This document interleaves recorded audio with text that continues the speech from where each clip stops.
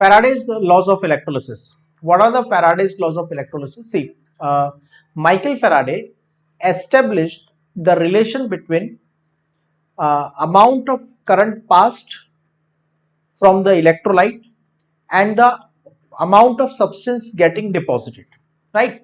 इसका मतलब अगर मैं मोल्टन सोडियम क्लोराइड में से certain amount of electric current pass करता हूं, सर्टेन अमाउंट ऑफ चार्ज पास करता हूं, सर्टेन कुलम्स चार्ज पास करता हूं, तो कितने ग्राम सोडियम मिलेगा और कितने ग्राम क्लोरीन ऑक्टेन होगा, that relation Michael Faraday established, right? Michael Faraday के लॉस को हम दो पार्ट में पढ़ते हैं, Faraday's first law and the Faraday's first law, second law. According to the Faraday's first law बहुत सिंपल है, weight of the substance is directly proportional to the weight of substance depositing during electrolysis is directly proportional to the charge passed through the electrolyte. Okay, so you can write the statement also that weight of substance deposited is directly proportional to the charge passed through the electrolyte, or we can write weight of the substance is equal to Z into Q. Here the constant Z is called as electrochemical equivalent. इसको क्या बोलते हैं? Electrochemical equivalent.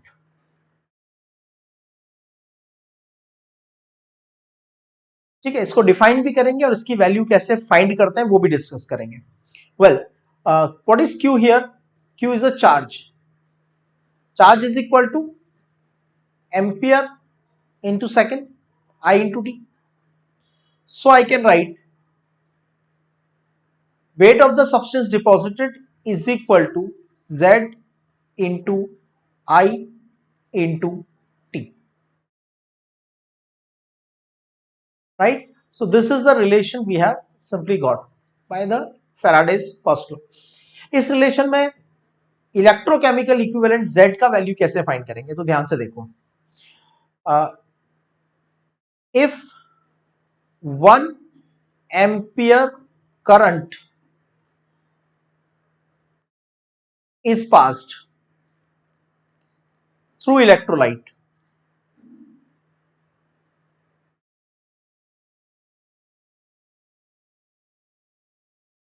one ampere current is passed through electrolyte for 1 second, then amount of substance obtained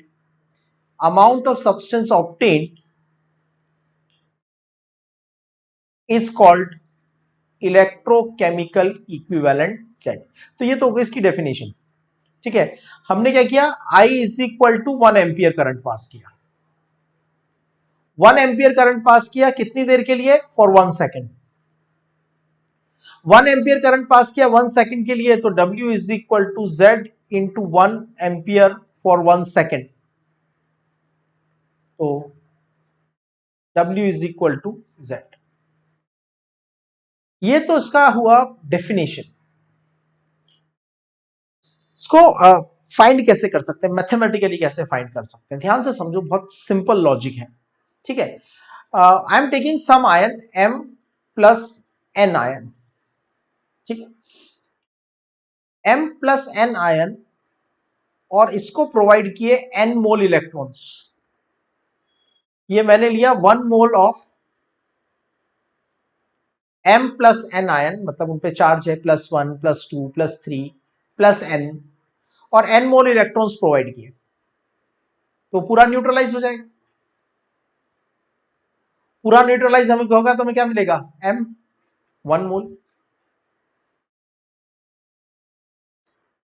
तो इसका मतलब आपने क्या provide किया, N मोल इलेक्ट्रॉन। आपने प्रोवाइड किया N मोल इलेक्ट्रॉन क्योंकि उस पे चार्ज है +N, और आपको मिला 1 मोल सब्सटेंस। अगर ये नेगेटिव आयन होता तो, या फिर एक ऑक्सीडेशन स्टेट दूसरे में चेंज हो रही होती तो, N को बहुत लोग मिस इंटरप्रिटेट कर देते हैं। N का वैल्यू बहुत सिंपल है, एन का मतलब होता है change in oxidation number of one mole substance. तो अगर आपको एन का वैल्यू फाइंड करना है ना, तो वन मोल सब्सटेंस ऑब्टेन करने के लिए, वन मोल सब्सटेंस ऑब्टेन करने के लिए जो भी चेंज इन ऑक्सीडेशन नंबर होगा that will be called as the value of n. यहां पे जो आपको वन मोल लेना है ये प्रोडक्ट नहीं है, सॉरी रिएक्टेंट नहीं है। वन मोल प्रोडक्ट फॉर्म करने के लिए what ever is the change in oxidation number that will be called an. देखो मैं आपको बताता हूं। आई हैव टेकन H2O, ठीक है, water undergoes oxidation at anode, O2 plus 4H plus 4 electron, ठीक है। तो यहां पे वन मोल ऑक्सीजन प्रोडक्ट बनाने के लिए कितने मोल इलेक्ट्रॉन रिलीज हुए? 4। तो एन का वैल्यू हो जाएगा 4। समझ में आया? चलो इसको थोड़ा कंसेप्ट को और क्लियर कर दो, क्योंकि ये तो आपको डायरेक्ट न्यूमेरिकल में यूज करना है, तो हम इसको इतना सुपरफिशियली नहीं कर सकते, और डिटेल में कर लेते हैं इसको। Let's say I right 2H2O and I electrolyze it completely. Electrolysis.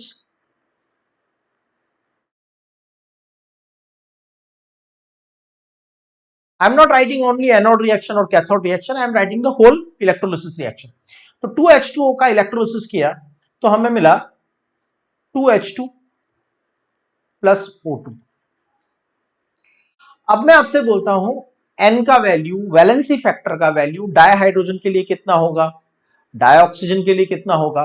तो देखो यहां पे हाइड्रोजन का ऑक्सीडेशन नंबर +1, टोटल हाइड्रोजन कितने, 2 इंटू 2 4, तो टोटल ऑक्सीडेशन नंबर कितना हो गया, +4।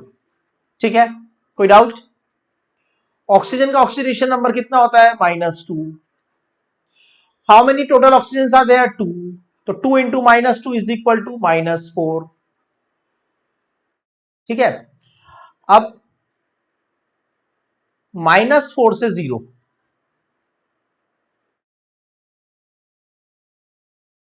और यहां पे +4 to 0।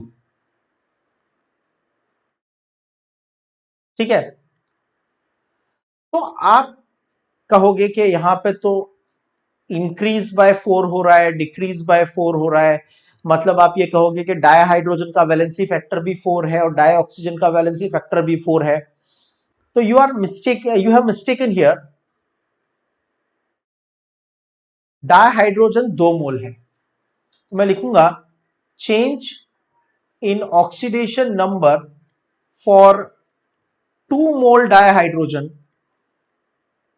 for 2 mole dihydrogen is equal to 4. So n is equal to 2 because n का मतलब होता है change in oxidation number for 1 mole substance, 1 mole product बनाने के लिए। तो यहां पे डाइहाइड्रोजन के लिए n का वैल्यू 4 नहीं होगा, डाइहाइड्रोजन के लिए n का वैल्यू कितना होगा, 2। And change in oxidation number for 1 mole dioxygen, dioxygen कितना बन रहा है, 1 मोल, दैट इज 4। तो n इज इक्वल टू 4। तो समझ में आ गया n का वैल्यू कैसे फाइंड करोगे। n is the change in oxidation number two produce 1 mole substance. Well, अगर मैंने लिखा n का वैल्यू 2 है, फाइंड करना तो आ गया आपको। n का वैल्यू 2 है, n का वैल्यू 4 है, इसका मतलब क्या है, इसका मतलब यह है कि 1 मोल डाइहाइड्रोजन प्रोड्यूस करने में, 1 मोल डाइहाइड्रोजन प्रोड्यूस करने में 2 मोल इलेक्ट्रॉन एक्सचेंज होते हैं। 1 मोल डाई ऑक्सीजन प्रोड्यूस करने में, 1 मोल डाई ऑक्सीजन प्रोड्यूस करने में 4 मोल इलेक्ट्रॉन एक्सचेंज होते हैं। यहां देखो n से कितना मिला, 1 मोल, तो मैं कहूंगा to produce 1 mole substance n mole electrons are required. ठीक है, तो अब इसको, इसी स्टेटमेंट को जो आपने समझा उसको लिख देते हैं। हम लिखेंगे n mole electron give 1 mole substance. समझना ध्यान से. और 1 मोल का मतलब क्या होता है? ग्राम मॉलिक्यूलर वेट. इसका मतलब मैं कह सकता हूं कि 4 मोल इलेक्ट्रॉन प्रोवाइड करने के बाद 4 मोल इलेक्ट्रॉन प्रोवाइड करने के बाद 1 मोल डाइऑक्सीजन बनता है. 1 मोल डाइऑक्सीजन का मतलब 16 इंटू 2 32 ग्राम डाइऑक्सीजन बनता है. 4 मोल इलेक्ट्रॉन से 1 मोल डाइऑक्सीजन. 1 मोल डाइऑक्सीजन मतलब ग्राम मॉलिक्यूलर मास. 2 मोल इलेक्ट्रॉन से 2 मोल इलेक्ट्रॉन से 1 मोल डाइहाइड्रोजन बनता है. 1 मोल डाइहाइड्रोजन का मतलब अप्रोक्सीमेटली 2 ग्राम. तो हम कह सकते हैं n मोल इलेक्ट्रॉन गिव 1 मोल सब्सटेंस और ग्राम मॉलिक्यूलर मास. और इसी सब्सटेंस को मैं लिख सकता हूं mole of electron is called 1 mole electron is called 1 Faraday. 1 mole electron का जो चार्ज होता है 1 मोल इलेक्ट्रॉन का जो चार्ज होता है उसको कहते हैं 1 फैराडे. तो उसको कहेंगे n Faraday current gives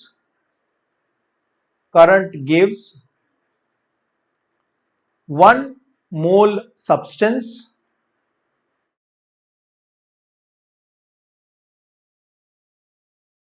that means gram molecular weight of substance. कोई प्रॉब्लम? समझ में आ रहा है सब कुछ? कुछ भी डिफिकल्ट नहीं है, बेसिक है. Now n Faraday current gives 1 mole substance, तो 1 Faraday current will give कितना देगा सब्सटेंस? 1 अपॉन n मोल.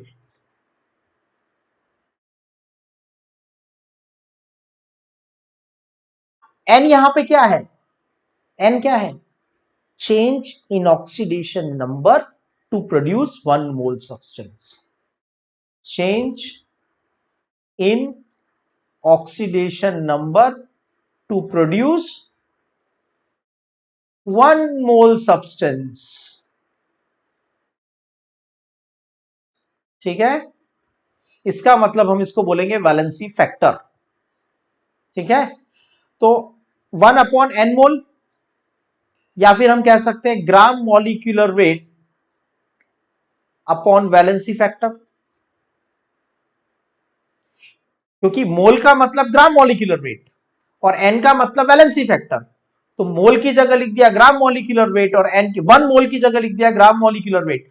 1 मोल की जगह लिख दिया gram molecular weight divide by valency factor is equal to equivalent weight. Equivalent का भी कंसेप्ट मिल गया. 1 Faraday current, not n Faraday. 1 Faraday current pass करने से सब्सटेंस का जितने भी ग्राम सब्सटेंस बनेगा 1 फैराडे करंट पास करने से सब्सटेंस का जो भी वेट ऑब्टेन होगा वो उसका इक्विवेलेंट वेट हो जाएगा. अब देखो इधर 4 फैराडे गिव्स 1 मोल डाइऑक्सीजन. 4 फैराडे गिव्स 1 मोल डाइऑक्सीजन. तो 1 Faraday will give 1/4 mole of dioxygen. अब 1 मोल ऑक्सीजन का वेट होता है 32. तो 32 डिवाइड बाय 4 मतलब 8 ग्राम. मतलब ऑक्सीजन का इक्विवेलेंट वेट 8 होता है. Right. So that's how we can find the equivalent weight also. Well, चलो अच्छा कंसेप्ट मिल गया. वेल, 1 फैराडे करंट से जो भी सब्सटेंस मिलता है उसको कहते हैं इक्विवेलेंट वेट. वो किसके इक्वल होता है? Molecular weight upon valency factor. Molecular weight upon valency factor. Valency factor कहां से आएगा?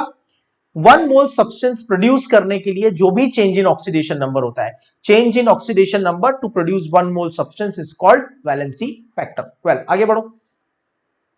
1 फैराडे का मतलब होता है 96500 coulomb approximately.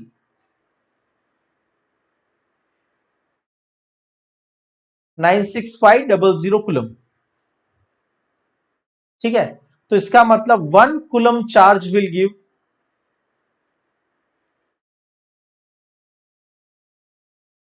1 coulomb charge will give 1 upon, cross multiply कर दो, 1 upon NF mole substance, 1 upon NF mole substance. 1 mole divide by n का मतलब क्या होता है? 1 मोल डिवाइड बाय n का मतलब क्या होता है? Equivalent weight divided by Faraday. ठीक है,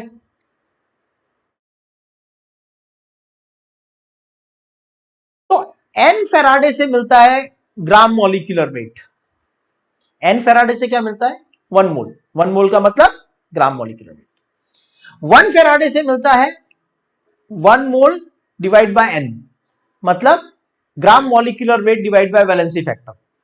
ग्राम molecular weight divide by valency factor को क्या बोलते हैं? Equivalent weight. तो शॉर्ट में बोल दिया, n फेराडे से मिला मॉलिक्यूलर वेट, तो 1 फेराडे से मिला इक्विवेलेंट वेट, और उसके बाद 1 कूलम चार्ज से कितना मिलेगा? 1 कूलम चार्ज से कितना मिलेगा? Equivalent weight upon Faraday. इसका क्या मतलब होता है इक्विवेलेंट वेट अपॉन फेराडे? थोड़ा पीछे आओ, ध्यान से देखो। If 1 ampere current is passed through electrolyte for 1 second, that amount of substance obtained is called Z. अब देखो, I is equal to 1 ampere, I is equal to 1 ampere and time is 1 second, that means I into T is equal to Q is equal to 1 coulomb. ठीक है, मैंने आपसे कहा 1 ampere current 1 second तक पास करने के बाद जो भी वेट मिलता है उसको हम कहते हैं इलेक्ट्रोकेमिकल इक्विवेलेंट। एग्रीड? अब 1 एम्पियर करंट 1 सेकंड का मतलब हो गया 1 कूलम। तो दूसरे वर्ड्स में कह सकता हूं, amount of substance obtained on passing 1 coulomb charge, amount of substance obtained on passing 1 coulomb charge is called electrochemical equivalent. Now relation A और रिलेशन B को कंपेयर करो। 1 कूलम चार्ज से मिलने वाले सब्सटेंस को कहते हैं इलेक्ट्रोकेमिकल इक्विवेलेंट। 1 कूलम चार्ज से मिलने वाले सब्सटेंस को कहते हैं इक्विवेलेंट वेट अपॉन फेराडे। इसका मतलब Z is equal to equivalent weight upon Faraday. ठीक है, तो मैथमेटिकली न्यूमेरिकली Z का वैल्यू, इलेक्ट्रोकेमिकल इक्विवेलेंट का वैल्यू कैसे फाइंड कर सकते हैं?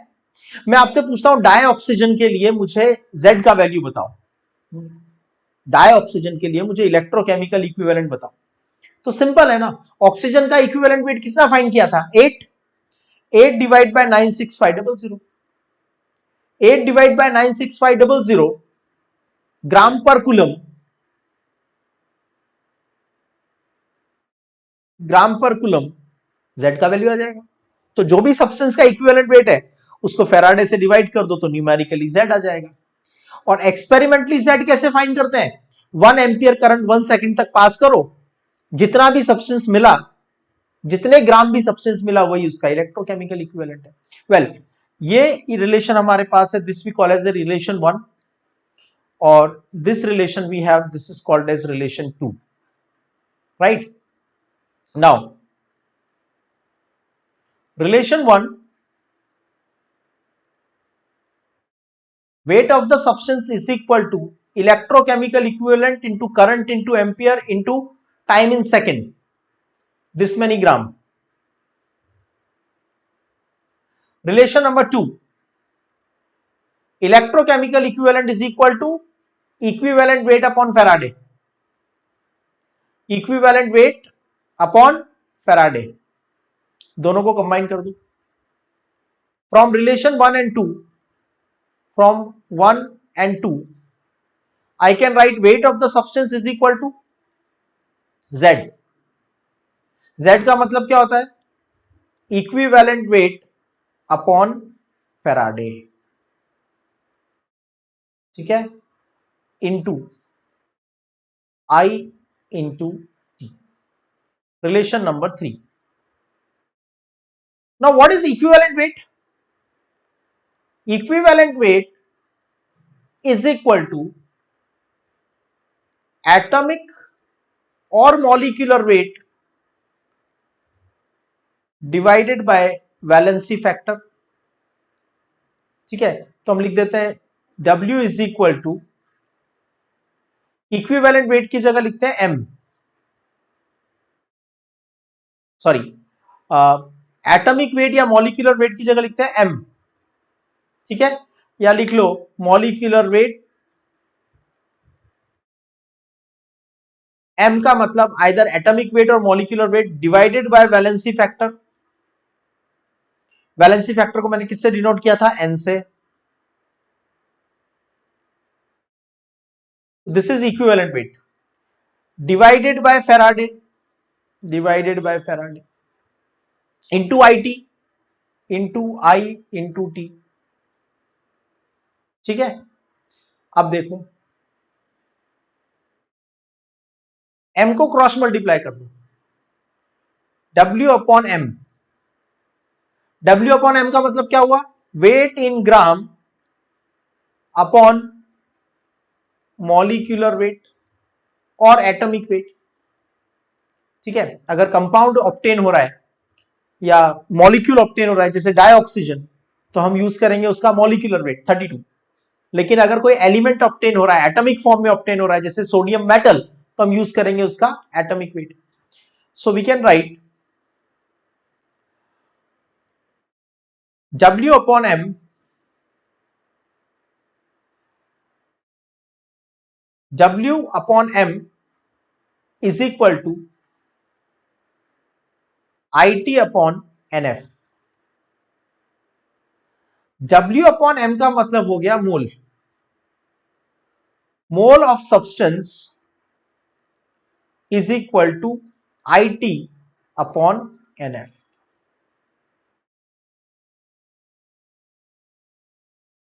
देखो एक बात बहुत ध्यान से समझ लो, फैराडे का लॉ तो यहां पे खत्म हो गया. This is Faraday's law. ज्यादा से ज्यादा आप इसको डिफाइन कर लो, that's it. Faraday law is over. लेकिन इससे आप उतनी कंफर्टेबली न्यूमेरिकल सॉल्व नहीं कर पाओगे.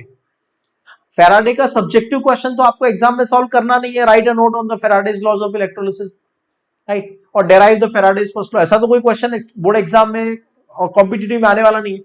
कॉम्पिटिटिव में क्या क्वेश्चन आएंगे? 1 ampere current is passed for 965 seconds through the acidified water. How many liter of oxygen will be obtained at STP? ऐसे क्वेश्चंस आएंगे. जब इन क्वेश्चंस को सॉल्व करना है तो आपको ये थोड़ी काम आएगा, आपको काम आएगा बेसिकली ये फॉर्मूला. ठीक है, तो आप इसे derivation as a subjective part solve मत करना.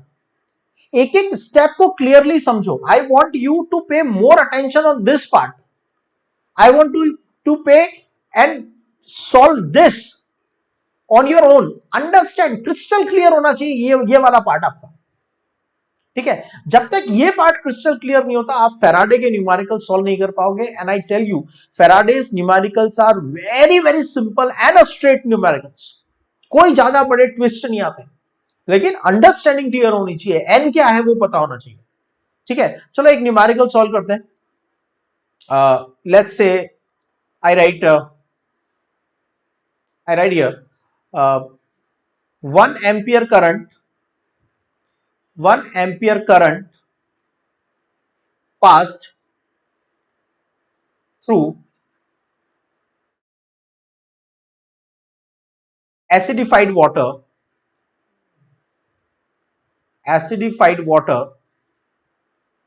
for 965 seconds.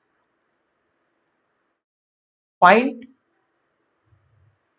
volume of dioxygen at STP produced. ठीक है, ये फाइंड करना है. तो हम सिंपल एक स्टेप में क्वेश्चन को सॉल्व कर देंगे. कैसे सॉल्व करेंगे? Mole of the substance is equal to I into T upon NF। ठीक है, 1 एम्पियर करंट पास किया 965 सेकंड्स तक, डिवाइड बाय N। मैंने अभी आपको बताया था ऑक्सीजन के लिए, वाटर से जब ऑक्सीजन प्रोड्यूस हो रहा है तो 1 मोल ऑक्सीजन प्रोड्यूस करने में चेंज इन ऑक्सीडेशन नंबर कितना हो रहा है? 4। 1 मोल ऑक्सीजन के लिए चेंज इन ऑक्सीडेशन नंबर 4 है, 1 मोल डाइऑक्सीजन के लिए चेंज इन ऑक्सीडेशन नंबर 4 है, तो हम कहेंगे वैलेंसी फैक्टर इज 4। 96500 कूलम, तो 1 upon 400 mole. Now 1 mole at STP is equal to 22.4 litre. Agreed? Gas का एसटीपी वॉल्यूम, 1 मोल गैस का एसटीपी वॉल्यूम कितना होता है? 22.4 लीटर अप्रोक्सीमेटली। तो हम क्या करेंगे, 1 by 400 mole is equal to 22,400, I am converting it into ml, 22,400 ml divided by 400 milliliter dioxygen at STP। That's how we have got the idea कि कितना ऑक्सीजन बनेगा। It's a very straight question और simple, एक question, एक numerical से, एक formula से question solve हो गया। ठीक है, so this is about Faraday's first law, and please see the entire content one more time if you could not understand it properly, especially first part में समझने के लिए कुछ नहीं है। कितने ग्राम सब्सटेंस मिलेगा ये डायरेक्टली प्रोपोर्शनल होगा चार्ज के। सपोज मैं आपसे कहता हूं एक्स कूलम से मिलता है ए मोल, तो लॉ ये कह रहा है कि 2x कूलम से मिलेगा 2a मोल। That's it.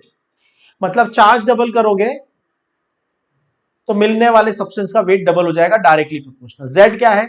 एक प्रोपोर्शनलिटी कांस्टेंट है। इसको क्या बोलते हैं? Electrochemical equivalent. एक्सपेरिमेंटली इसकी वैल्यू कैसे फाइंड करते हैं? 1 एम्पियर करंट 1 सेकंड तक पास किया, जो भी सब्सटेंस मिलेगा, जितने ग्राम सब्सटेंस मिलेगा उसको कहेंगे इलेक्ट्रोकेमिकल इक्विवेलेंट। और 1 एम्पियर करंट 1 सेकंड तक पास करके मिलने वाला सब्सटेंस को हम Z बोलेंगे, थियोरेटिकली डिफाइनिंग इट। ठीक है, न्यूमेरिकली इसको फाइंड कैसे करेंगे? तो that this is the portion what you are suppose to focus a lot. तो अगर आपको कुछ समझ में नहीं आया है, प्लीज जहां पे मैंने सेक्शन डिस्कस किया है, जहां मैंने n का वैल्यू डिस्कस किया, उसको एक बार फिर से देखो। Right, so this is about the Faraday's first law. In the next section we will do the Faraday's second law.